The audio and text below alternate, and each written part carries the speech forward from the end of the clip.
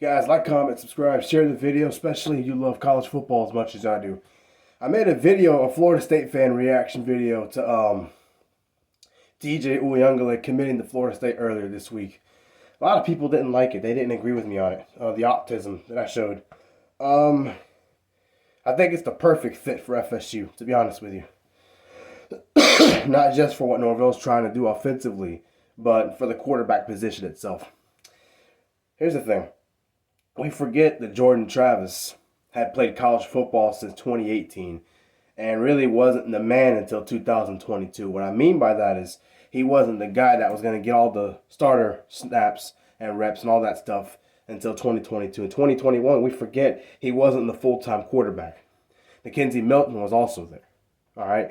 And we also forget that when you're in college for so long, it increases the chances for you to show up and perform at a high level after for so long. And remember, Jordan Travis, he did throw a lot of interceptions and had a lot of bad throws early in his career at Florida State. And people tend to forget that because he turned out to be a great player. Not to say that DJ Uiagalelei is guaranteed to do the same thing, but it's very possible. This is his fourth year in college now. He was there for the COVID year, 21 at Clemson, 22 at Clemson. He went to Oregon State, And again, he's had 21 touchdowns and 7 interceptions in his last year at Oregon State. Florida State has a lot more talent than they do. And Florida State's bringing back most of their offensive line. And even if they don't, they're going to have some pieces there already that Norvell's been recruiting, blue chip players. So I think he'll be protected just fine at Florida State.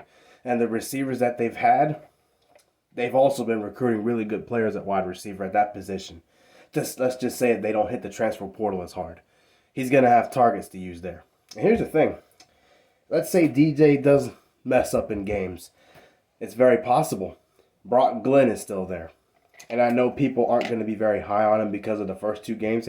You guys forget he was a true freshman who hadn't played very much football.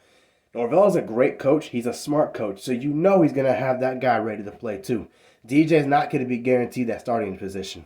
It's favorable for him to get it early and keep it if he continues to play well.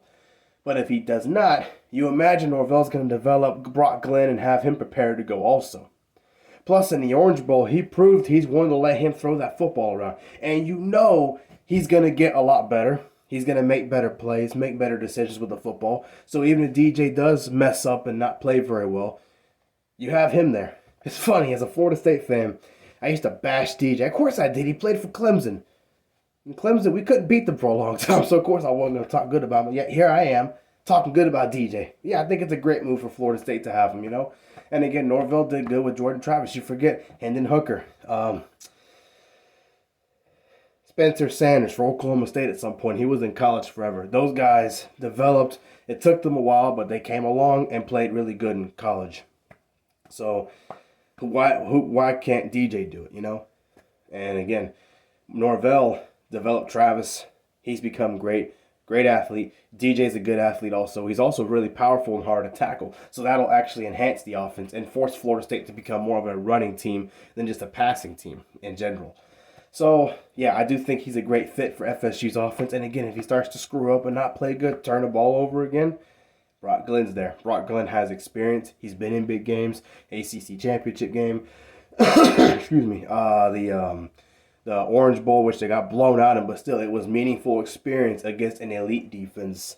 So you imagine Brock Glenn's going to have a whole offseason to develop and get better, along with DJ. So DJ's not going to be comfortable. Brock Glenn's going to be there breathing down his neck saying, hey, man, you probably are more experienced. You're probably going to start over me. You start messing up, I'm taking that spot. So, yeah, I think that was a great decision.